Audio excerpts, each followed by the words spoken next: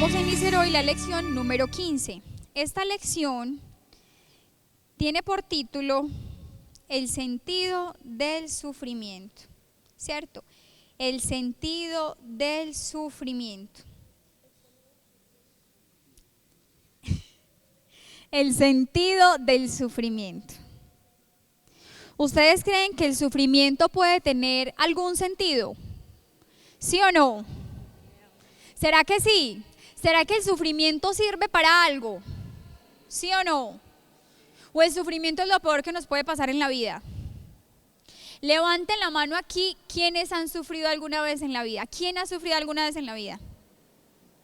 Levante la mano, ¿quién está sufriendo en este momento por algo?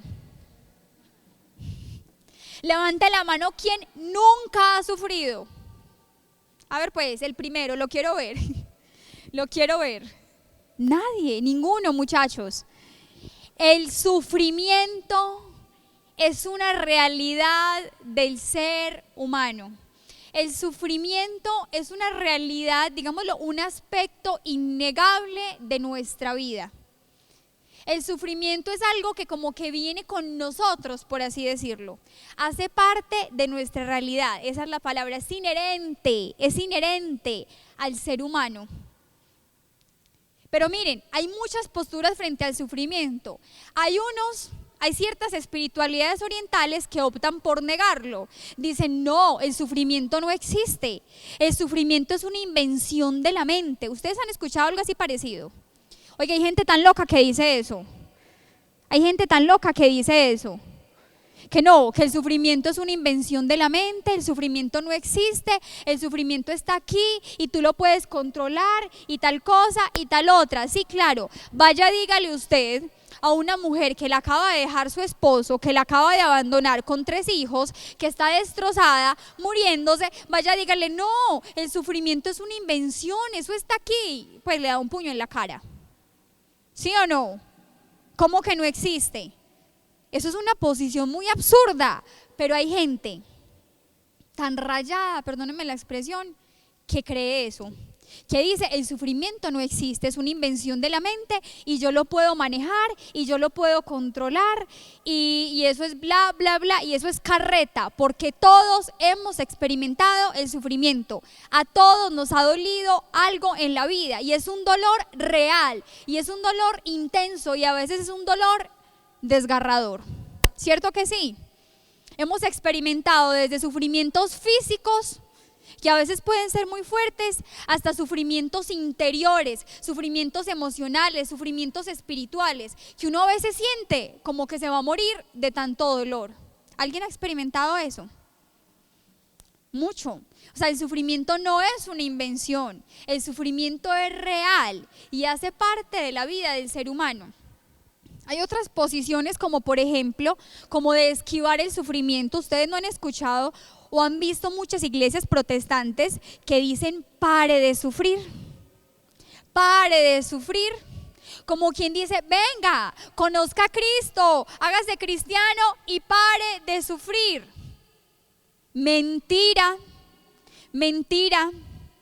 Yo les voy a dar hoy una mala noticia, muchachos. Ustedes se van a consagrar a la Virgen María y no van a dejar de sufrir.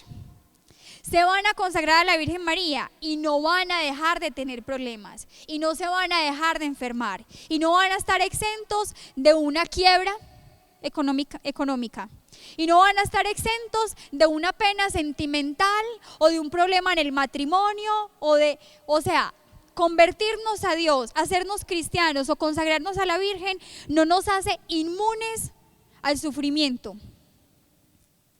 sino que vamos a ver cómo un cristiano asume el sufrimiento de una manera diferente, de una manera redentora y santificadora. ¿Quién como Dios? Y después de Dios. Pero miren, hay una pregunta que siempre nos viene como mucho a la cabeza. ¿Por qué existe el sufrimiento? ¿Por qué existe el sufrimiento? Primera pregunta y primera respuesta. ¿Por qué existe el sufrimiento? ¿Ustedes qué creen? El sufrimiento existe por el pecado. Muy bien. El sufrimiento, óigame bien esto, escríbanlo con rojo y mayúscula. El sufrimiento no hacía parte del plan original de Dios. El sufrimiento no hacía parte del plan original de Dios. Dios no nos tenía destinados a sufrir, mas por el primer pecado, por el pecado original, por el pecado de Adán y Eva, dice San Pablo, entró la muerte en el mundo y entró también ¿qué? El sufrimiento. No hacía parte del plan de Dios. Ustedes recuerdan cuando vimos el retiro de renuncia que decíamos que el hombre tenía varios dones, ¿lo recuerdan? El don de inmortalidad y el don de ¿qué? De impasibilidad, ¿cierto? Es decir, el don de no padecer. El hombre estaba destinado a ser plenamente feliz, plenamente feliz. Estaba exento de los males, tanto físicos como espirituales, hasta el punto que estaba destinado a la inmortalidad por los dones que Dios le había concedido. ¿Recordamos eso? Por los dones que Dios le había concedido. Pero resulta que por ese primer pecado, cuando viene el pecado de Adán y Eva, ese pecado original, esa desobediencia, entonces dice San Pablo que entró la muerte en el mundo. Y después de ese pecado original, en el capítulo 3 del Génesis, empieza el Señor, después de que pecaron Adán y Eva, le dice a Eva, parirás a tus hijos con dolor. ¿Y qué le dice a Adán? Con el sudor de tu frente te ganarás ¿qué? El pan. Y trabajarás la tierra, y la tierra te producirá ¿qué? También frutos, pero y la tierra te producirá espinos y abrojos, creo que es la palabra que utiliza, o sea, como quien dice, la vas a trabajar mucho, pero aún así la tierra te va a producir cosas que no sirven. A veces va a estar infértil, a veces te va a ir mal, se te va a perder la cosecha, o sea, te va a tocar sufrir para conseguirte el pan. Te va a tocar luchar, te va a tocar esforzarte y no va a ser fácil para ti. Entonces, el sufrimiento, ¿por qué existe? Porque el sufrimiento entra a partir del pecado original. No estaba en el plan original de Dios. El plan original de Dios es que fuésemos completamente felices, completamente sanos, que viviésemos en plena armonía y que todo nos saliera bien. Muy rico todo hasta ahí. Entonces recordemos siempre eso, es a partir del pecado original que entra la muerte y el sufrimiento en el mundo. ¿Quién como Dios? ¿Y después de Dios? Pero ojo, ahí quiero hacer una aclaración. El sufrimiento, digámoslo así, no solo es fruto de ese primer pecado de nuestros padres, ¿cierto? O sea, no solo es fruto del pecado de Adán y Eva, sino que nuestros pecados actuales nos siguen produciendo sufrimientos. ¿Cómo así? Es decir, mi pecado muchas veces me trae como consecuencia ¿qué? Sufrimientos físicos, emocionales, espirituales. El pecado de los otros trae como consecuencia ¿qué? Sufrimientos. Y les voy a dar ejemplos muy claros de cómo el pecado, cada vez que nosotros pecamos, sufrimos o hacemos sufrir a los demás. El pecado es una gran fuente de sufrimientos. Y yo me acordaba ahora cuando leía esta lección de algunos casos, de los muchos con los que me he encontrado en retiros espirituales. Por ejemplo, recuerdo un retiro que dicté en Santander, un retiro de conversión, y me encontré a un niño. Bueno, le digo niño porque tenía carita de niño, un joven de 19 años, no pasaba de los 20, y me lo encontré viviendo ese retiro de conversión. Y yo me sorprendí porque yo dije, yo a este chico lo conozco, yo lo he visto antes. Preciso, empezamos el retiro, no sé qué, después de una charla, él se me acercó, me dijo, hola Juliana, ¿cómo estás? Yo, hola, ¿cómo estás? Tal y tal, me dijo, ¿tú te acuerdas de mí? Y yo pues, tu cara se me hace conocida, pero no sé exactamente quién eres. Me dijo, yo fui misionero. Y yo, sí, ¿y qué te pasó? Me dijo, sí, yo fui misionero más o menos por 2 años, luego me salí, me retiré, volví a caer en la impureza, incluso en el homosexualismo, y en este momento tengo SIDA. Un niño de 19 años. Casi me pongo a llorar delante de él. Que Dios mío. Y después de conocer, que es lo más duro, y después de conocer, después de que le habían hablado de la pureza, después de que le habían hablado de la castidad, y ese pecado suyo, ese desorden en su vida le estaba trayendo un profundo sufrimiento. Y no solamente a él. ¿A quién? A su familia, a sus amigos, a sus seres más cercanos. Recuerdo otro señor que en un retiro que también estaba dirigiendo aquí en la finca de Guarne, se me acercó después de la charla de humildad y pureza. ¿Quiénes han estado en retiro? Saben que esa charla es fuertecita, ¿cierto? Se habla duro contra la impureza y todo el tema. Y cuando terminé de dar esa charla, salí del salón y el Señor salió detrás de mí y me dijo: Juliana, necesito que hablemos un momento. Y yo dije: claro que sí, dime qué pasa. Me dijo: ¿sabe qué? Todo lo que usted nos predicó sobre la impureza es cierto. Todo es cierto. Yo soy un hombre casado. Siempre le fui fiel a mi esposa.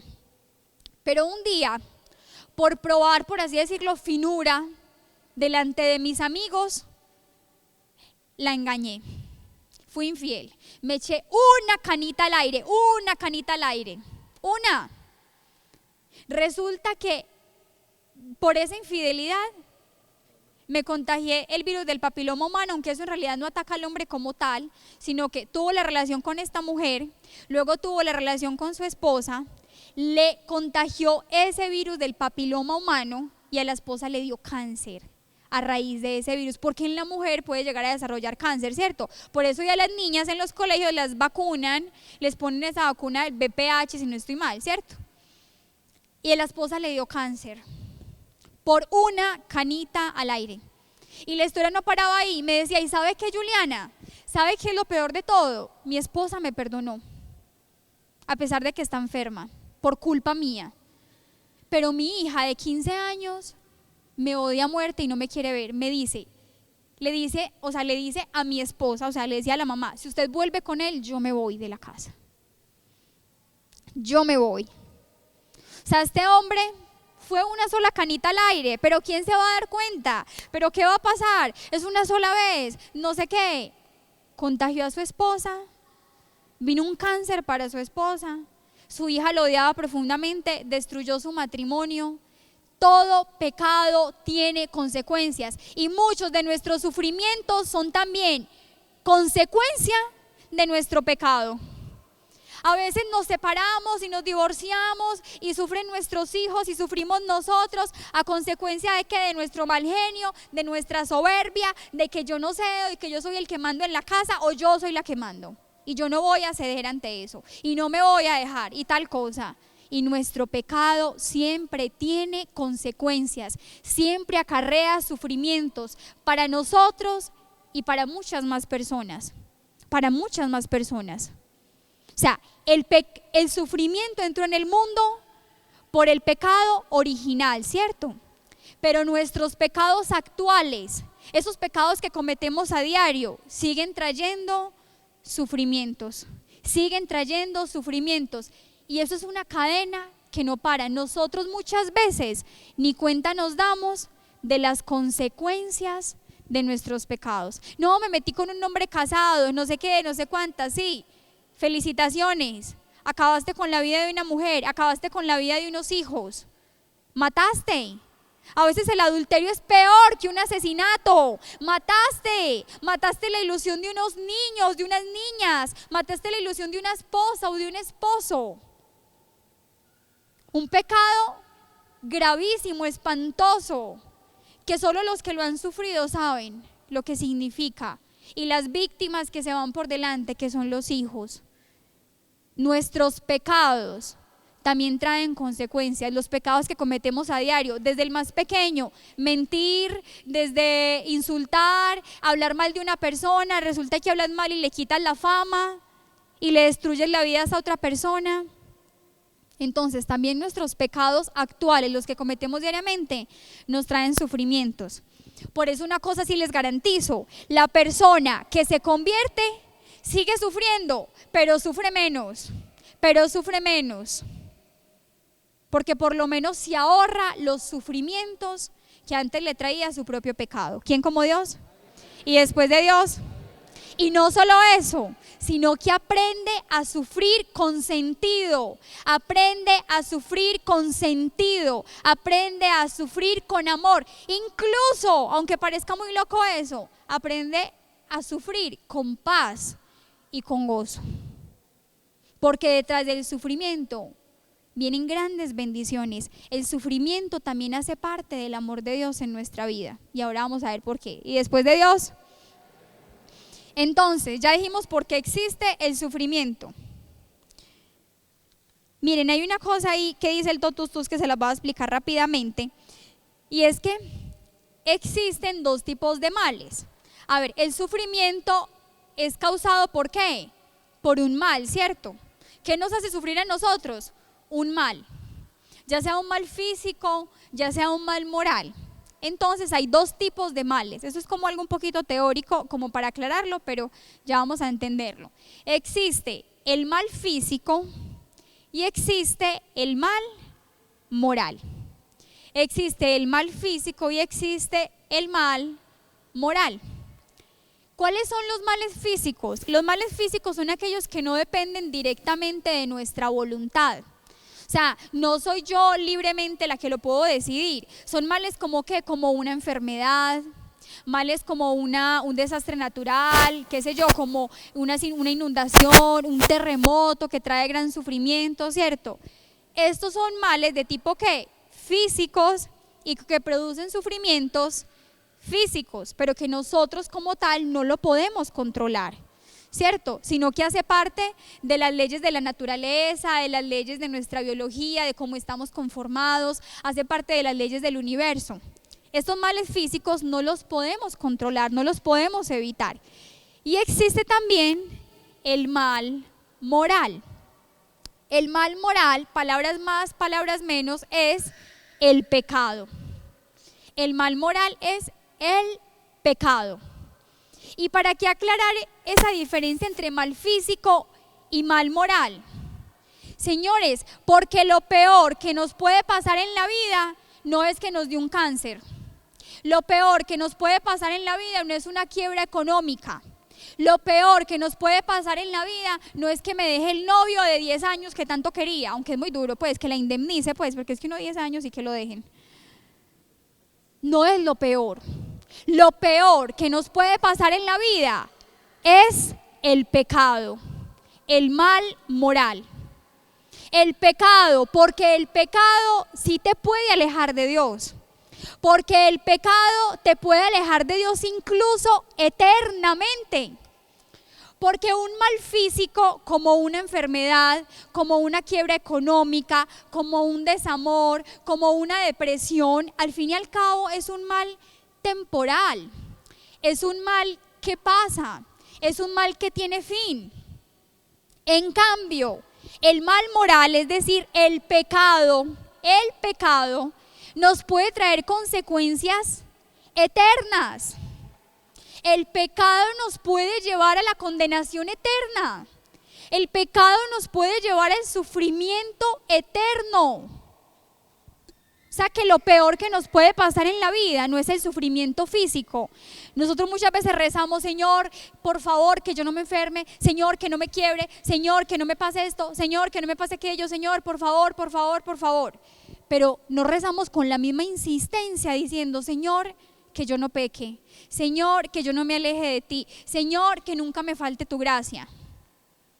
Porque creemos que lo peor que nos puede pasar son los males físicos y no hemos entendido que lo peor que te puede pasar en la vida es el pecado. Lo peor que te puede pasar en la vida es el pecado que te aleja de Dios y que te puede privar de Dios eternamente. Ese es el mal más grande de la humanidad.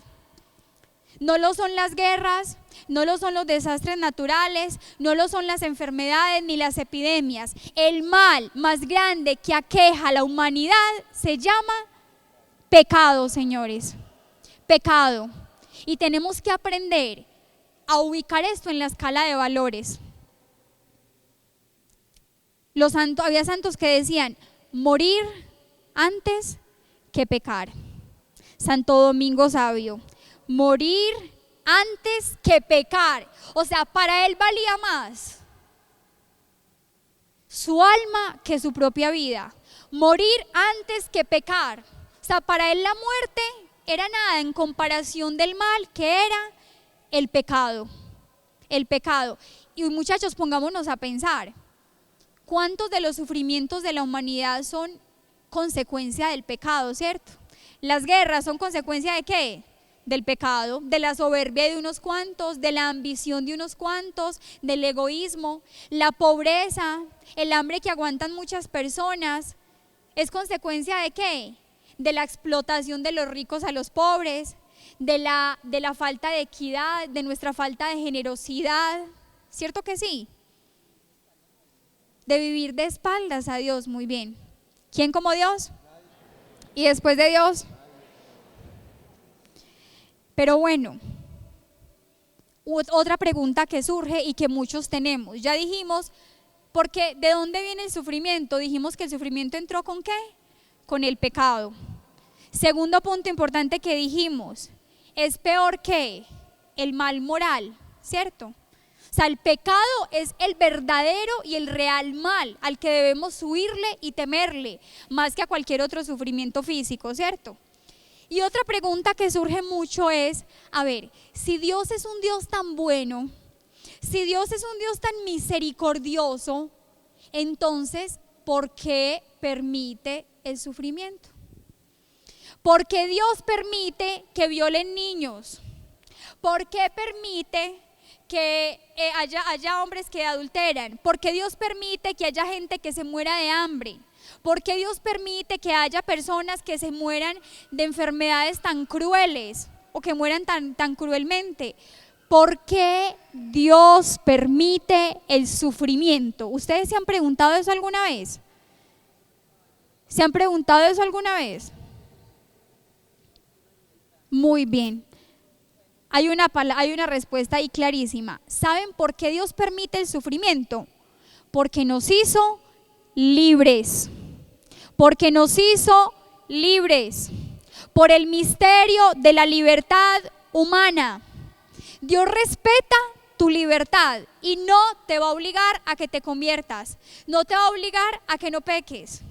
Dios respeta nuestra libertad. Y por eso, como Dios respeta nuestra libertad, asimismo, Él respeta el curso de nuestra historia. Él respeta a su criatura. Y por eso, ojo, no es que Dios quiera el sufrimiento. Eso es muy diferente. No es que Dios lo quiera, sino que lo permite. Lo permite, que es diferente. Dice, miren, nosotros muchas veces le decimos a Dios, Señor, por favor, que no me pase una enfermedad, que no me dé una enfermedad, Señor, que no me deje mi marido, Señor, que no me vuelva fea, Señor, que no me engorde, Señor, por favor, en fin, le pedimos miles de cosas. Pero como les decía ahorita, pocas veces le pedimos que nos libre del mal, pocas veces le pedimos que nos libre de pecar, que nos libre de alejarnos de Él, ¿cierto? Que como decíamos, es el verdadero mal. ¿Por qué Dios permite el sufrimiento? Porque respeta tu libertad. A ver, porque, Señor, ¿tú por qué permites que haya violadores de niños? Por la misma razón que Dios permite que tú te acuestes con tu novia. Por la misma razón. Porque ese violador tiene una libertad y decidió en su corazón cometer esa maldad.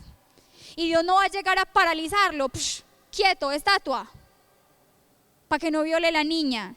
Entonces, también, cuando tú te vas a acostar con tu novia, entonces Dios también tendría que intervenir y dejarte, no sé, cuadrapléjico o estatua congelado por 5 horas, para que no peques. ¿Sí me hago entender? O sea, Dios no mueve el mundo como jugando ajedrez. Muevo esta ficha para acá, muevo esta ficha para allá. Si Dios interviniera en cada momento para evitar el sufrimiento, para evitar que este que va a matar se congele y no pueda matar al otro, entonces Dios también tendría que congelarte a ti la mano cuando vas a presionar un botón para ver una página pornográfica. Dios tendría que congelarte a ti o pausarte en el tiempo o enviarte una enfermedad para que tú no le seas infiel a tu esposa, para que no cometas adulterio o para que no forniques o para que no tengas un mal pensamiento. Es decir, porque Dios permite el sufrimiento, porque Dios respeta la libertad humana, porque Él no puede estar, stop a este que va a matar, stop a este que va a robar, stop a este que va a violar, stop a este que se va a suicidar y va a matar un montón de personas con una bomba, qué sé yo, un suicida, stop a este que va a hacer aquello. Si Dios hiciese eso para evitar el sufrimiento, entonces tendría que vivir todo el tiempo detrás de nosotros diciéndonos stop, pause cuando vas a decir la mentira, pause cuando vas a robar, pause cuando vas a mirar impuro, pause cuando vas. ¿Sí me hago entender eso? O sea, si Dios que es tan bueno, ¿por qué no evita el sufrimiento? Porque entonces tendría que manejarnos a todos como unos robots o como unas fichas de ajedrez. Y Dios respeta nuestra libertad. O Dios a alguien le ha impedido pecar. No nos ha impedido ni siquiera pecar. Nos ha dejado en nuestra libertad que pequemos, que hagamos daño, que hagamos mal, y respeta nuestra libertad. Y por eso existe el sufrimiento y por eso Dios permite el sufrimiento, aunque no lo quiere, pero lo permite porque nos hizo libres. Porque Dios permite el sufrimiento, porque nos hizo libres. Y lamentablemente en su libertad el hombre muchas veces toma decisiones equivocadas, decisiones perversas que pueden afectar a una persona, a una familia, a una sociedad e incluso al mundo entero. No sé, un Hitler, él en su libertad, en su corazón, en su libre albedrío, decidió hacer el holocausto nazi y causar la muerte de más de 6 millones de judíos. Y en su libertad, él y los presidentes de la época y en fin, los primeros ministros decidieron iniciar la guerra mundial, la Segunda Guerra Mundial, y murieron miles de personas y se destruyeron miles de ciudades. Y qué sufrimiento tan tenaz para todo el mundo, qué sufrimiento tan tenaz. Pero fue consecuencia también de ¿qué? De la libertad humana. ¿Quién como Dios? Y después de Dios. Pero muy bien, llegamos al punto central de esta charla y que es lo más importante y lo que más nos interesa. Y es que a pesar de que existe el sufrimiento y a pesar de que Dios permite el sufrimiento, Dios del mal sabe sacar un bien mayor. Aún del mal sabe sacar un bien mayor. Lo dice San Pablo en su carta a los romanos. Yo pastelo la cita, Romanos 8:28. Todo sucede para el bien de los que aman a Dios. Dios siempre de todo mal sabe sacar un bien. De un mal, de una enfermedad, de una pérdida, de un duelo, de una muerte de un ser querido, Dios sabe sacar una bendición. Y por eso les decía que incluso el sufrimiento hace parte del amor de Dios en nuestra vida. Incluso el sufrimiento hace parte de la providencia de Dios en nuestra vida. Incluso a través del sufrimiento, Dios hace cosas maravillosas en nosotros, porque en Cristo el sufrimiento tiene un sentido. Y les voy a contar un testimonio personal. Miren, va a ser 2 años, 5 de octubre de 2016. Estaba en la casa con mi mamá y con mi hermana. Acabábamos de llegar de un centro comercial, estábamos comprando unas cosas para mi papá, porque se acercaba su cumpleaños. Le compramos una ropa, en fin. Y llegamos a la casa como a eso de las 3 de la tarde y por ahí a la media hora me sonó el celular a mí. Yo cogí el celular y yo vi que era el número de mi papá. Entonces yo contesté y resulta que no me habló mi papá, sino que me habló una mujer. Y me dijo, hola, soy una auxiliar de enfermería. acabo de recoger al señor Ricaute, se llama mi papá. Me dijo, ¿quién eres tú? Primero me preguntó quién eres. Yo le dije, yo soy la hija. Me dijo, acabamos de recoger a tu papá en la carretera por Don Matías, por allá por el Alto Matanzano, no recuerdo, una de esas cosas. Me dijo, tu papá recibió unos impactos de bala en la cabeza y lo llevamos para el hospital en este momento. Yo inmediatamente pues me quedé fría y yo dije, estaba mi mamá y mi hermana, yo no sabía qué reacción tomar. En ese momento yo lo único que hice fue preguntarle, obviamente desesperada, le dije, está vivo, dígame si está vivo. Y me dijo, pues sí, está vivo. Lo llevamos en la ambulancia, lo acabamos de recoger, lo llevamos hacia la clínica del norte, en Niquía. Inmediatamente pues la reacción, porque estaba con mi mamá y mi hermana, inmediatamente se dieron cuenta, se pusieron a gritar. Yo hice lo mismo.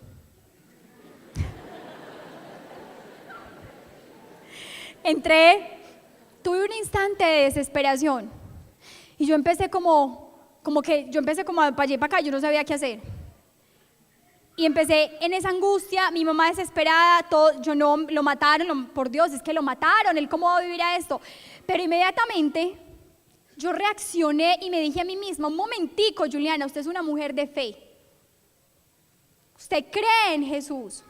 Usted le consagró su vida a la Virgen María. Inmediatamente corrí hacia una piecita, el cuarto de la empleada aquí en la casa de mi mamá, había una imagen de María Auxiliadora y me arrodillé y les dije, vamos a arrodillarnos ya.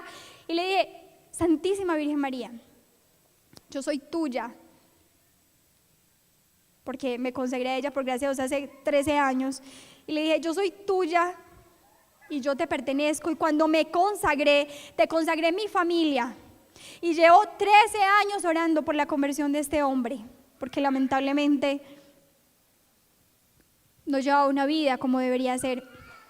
Llevo 13 años rezando por la conversión de mi papá y yo sé que tú me lo vas a devolver. Y yo sé que esto va a ser para su conversión y te lo entrego. Inmediatamente le di la bendición de María Auxiliadora a mi papá. Ya todos salieron para la clínica, yo no me pude ir por los bebés, Dios mío. Bueno, más adelante, el caso es que llegué ya tarde, como a las 7 de la noche. Cuando yo llegué, ya lo habían entrado a cirugía. Y salió el anestesiólogo, llamó a la familia de Ricaute Ramírez, entramos con mi mamá y mi otra hermana, y el anestesiólogo nos dijo, él está muy mal, él está muy grave, si sobrevive a la cirugía, porque lo más posible era que muriera en medio de la cirugía, si sobrevive, él puede quedar cuadrapléjico, puede quedar como un vegetal, pues firmen el consentimiento con todo lo que esto implica. Firmamos el consentimiento. En ese momento pararon todas las cirugías que estaban haciendo en el hospital, todos los especialistas fueron a hacer la cirugía, le hicieron 7 cirugías en su cabeza. Después de eso lo llevaron a la unidad de cuidados intensivos y el médico obviamente nos dijo, el que nos recibió, muy bien, él va a estar aquí. Yo les tengo que decir la verdad, él está en condiciones muy críticas, pero fe, toda la que ustedes quieran tener. Esperanza, toda la que ustedes quieran tener. Sin embargo, la verdad es esta y esta, obviamente todos destrozadísimos. Se los digo en sinceridad. Yo después del momento que hice esa oración ante la Virgen María, sentí una paz total, una confianza total. O sea, cuando el médico nos llamó al anestesiólogo y nos dijo lo que podía pasar, a mí no se me movió nada. Yo dije, no. Eso no va a ser así, mi papá va a estar bien y yo lo sé porque yo tengo fe en el Señor y yo sé que esto es la respuesta, aunque una respuesta dura, como que, Señor, pero ¿por qué tan duro? Respóndeme más pasito. Pero esa fue la respuesta. Pasaron varios días, el tercer día entrábamos a cuidados intensivos, obviamente mi papá en coma, entubado, conectado por todos lados, irreconocible, inflamadísimo por todos lados. Obviamente verlo generaba pues un shock impresionante y en fin, así como al tercer día salió mi hermano, que era el que siempre hablaba con los médicos, y el médico le dijo, mi hermano salió pálido, salió conteniéndose para no llorar delante de mi mamá y nos dijo después, no, el médico me dijo que se está infartando, el cerebro está sufriendo infartos, o sea, el cerebro se le podía como estrangular, más o menos es lo que entiendo, en cualquier momento, por la inflamación. Y yo les decía, tranquilos, todo va a estar bien.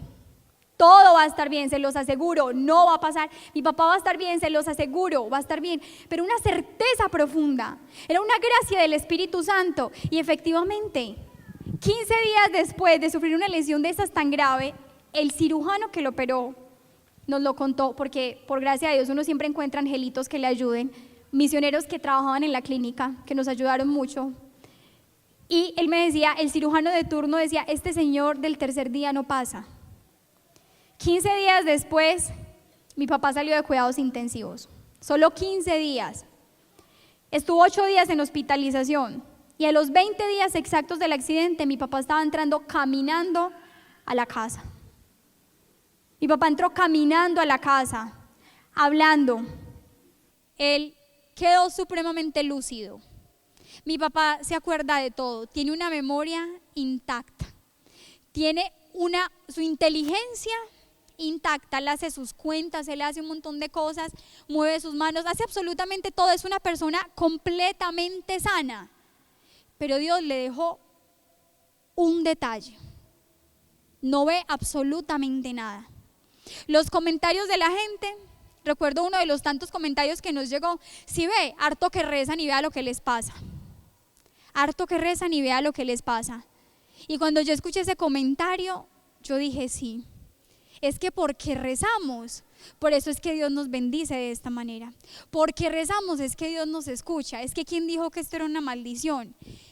Señores, 14 años desde que inicié mi conversión rezando por mi papá, rezando por ese hombre no tenía cómo cambiar su vida. Mi papá hoy es una persona completamente nueva. Mi papá perdió la luz de sus ojos, pero vio la luz. Vio a Cristo. Mi papá perdió la luz de sus ojos, pero vio la luz, empezó a ver de verdad y empezó a ver lo verdaderamente importante. Y mi papá el día de hoy es una persona completamente sana, es una persona completamente feliz. Ustedes lo escucharan hablar, todo el tiempo se la pasa rezando. Por Dios, yo cuando me imaginaba a mi papá rezando.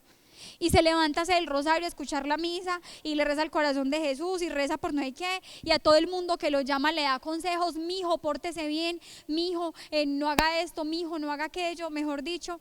Y él dice, a mí el Señor me dejó vivo. Es más, a él le quedó un huequito acá. Mi papá tiene las marcas acá del disparo que le entró y le salió. Y en una cirugía que le tenían que hacer para reconstruirle aquí una parte, el doctor le iba a rellenar. Y mi papá dijo, no, yo no quiero que me rellenen esos huequitos. Pero papi, todos encima de él, pero papi, vas a quedar muy lindo, tal cosa. Me dijo, no, porque esto para mí es el recuerdo de que Dios me salvó, de que Dios me dio otra oportunidad y no se dejó llenar esos huequitos, porque para él significan que volvió a nacer. Y mi papá hoy es una persona alegre, feliz, que disfruta a su familia, que disfruta a sus nietos. Es una persona que ve un montón de cosas que antes no veía. Y él dice, a mí el Señor me dejó vivo para perdonarme por todos los pecados que yo cometí. Y me dejó vivo para reparar. Oigan, nadie le enseñó eso, yo nunca le enseñé eso. Él solito, como que en su corazón, el Espíritu Santo se lo fue mostrando. Y decía, y el Señor me dejó vivo para orar por todo el mundo. Y se la pasa rezando por todos. Y me dice, ¿cierto, mijita? Y me dice, ¿cierto que yo rezo así? Y me dice, Santa María y no sé qué. Y me dice, ¿cierto que así se reza? O sea, en un amor. Parece un niño en la pureza, en la inocencia, en la ternura más impresionante. Y yo digo, son cosas que solo hace Dios. Y son cosas que solo hace a veces el sufrimiento. Y detrás de ese gran sufrimiento que todo el mundo ve como la peor tragedia de la vida, yo le digo, papá, es lo mejor que te pasó en la vida. Y muy duro, pues sí, qué pena ser tan dura, pero él mismo lo sabe. Él ahora vive más tranquilo, más contento, más feliz. Mi papá ahora vive de más buen humor. Mi papá vamos a una fiesta y se baila todas las canciones, lo que antes ni bailaba. Ahora no lo sienta nadie. En una alegría, en un gozo. Es el gozo de Dios, es el gozo del Espíritu Santo, es el gozo de estar en gracia de Dios, es el gozo de amar a su familia, algo que antes no hacía. porque él ahora ve cosas que antes no veía. Dios de un mal siempre sabe sacar un bien. Y tengan eso presente, todo sucede para el bien de los que aman a Dios. ¿Quién como Dios? Y después de Dios, bueno, y me pasé, nos va a tocar dejar ahí. Pero vamos a seguir hablando, y a raíz de ese testimonio vamos a seguir hablando precisamente de esos frutos del sufrimiento, de esos bienes que nos trae el sufrimiento, muchachos. Que a partir de la muerte de Jesús en la cruz, el sufrimiento dejó de ser una maldición y se convirtió en una bendición. Y se convirtió en fuente de salvación, y en fuente de redención, y en fuente de santificación. ¿Quién como Dios? Y después de Dios, ¿para dónde vamos? Vamos a hacer la oración y continuamos. El próximo jueves continuamos con la charla del sentido del sufrimiento. En el nombre del Padre, y del Hijo, y del Espíritu Santo. Amén. Yo quiero que en este momento, en un minutico de silencio, pienses en tu vida, en lo que estás viviendo actualmente. Piensa en tus sufrimientos, en aquello que te causa dolor en este momento. Tal vez tu matrimonio, o la separación, una enfermedad, quebrantos de salud, o la pérdida de un ser querido, la enfermedad de un ser querido, una situación económica, una situación afectiva. La misma lucha por renunciar al mundo, por renunciar a tus viejos amigos, que te trae el sufrimiento de la soledad, el sufrimiento de la persecución, de las burlas, de la incomprensión. El sufrimiento que te trae la misma conversión, porque convertirse cuesta. Convertirse implica un sufrimiento, implica derramar lágrimas, e incluso lágrimas de sangre muchas veces. Piensa en eso y entrégaselo a Jesús en este momento. Entrégale a Jesús esos dolores y esos sufrimientos para que no sean en vano. Hoy, Señor Jesús, dile: Señor, yo te ofrezco mi sufrimiento para que a cambio me des una gracia, la gracia de perseverar, la gracia de la perseverancia final. Yo te ofrezco todos los dolores que estoy sufriendo. Te ofrezco los sufrimientos físicos, espirituales, emocionales. Regálame a cambio la gracia de perseverar, la gracia de consagrarme, la gracia de permanecer fiel. Ayúdanos, mamá, toma nuestros sufrimientos, nuestros dolores y preséntaselos a Jesús. Preséntaselos a Él, Señora, para que le sean agradables. Preséntaselos por la perseverancia de cada uno de estos tus hijos, mamá. Vamos a tomarnos de las manos y vamos a hacer este Padre Nuestro con amor, con fe, entregándole al Señor todo lo que hay en nuestro corazón, todos los dolores, luchas, esfuerzos, sacrificios.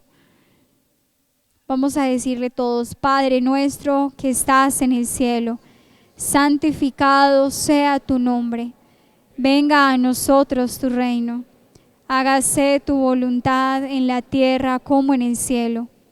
Danos hoy nuestro pan de cada día, perdona nuestras ofensas, como también nosotros perdonamos a los que nos ofenden. No nos dejes caer en la tentación y líbranos del mal. Amén. Dios te salve María, llena eres de gracia, el Señor es contigo. Bendita tú eres entre todas las mujeres, y bendito es el fruto de tu vientre Jesús. Santa María, Madre de Dios, ruega por nosotros los pecadores, ahora y en la hora de nuestra muerte. Amén. Gloria al Padre, y al Hijo, y al Espíritu Santo. En el nombre del Padre, y del Hijo, y del Espíritu Santo. Amén. ¿Quién como Dios? Y después de Dios,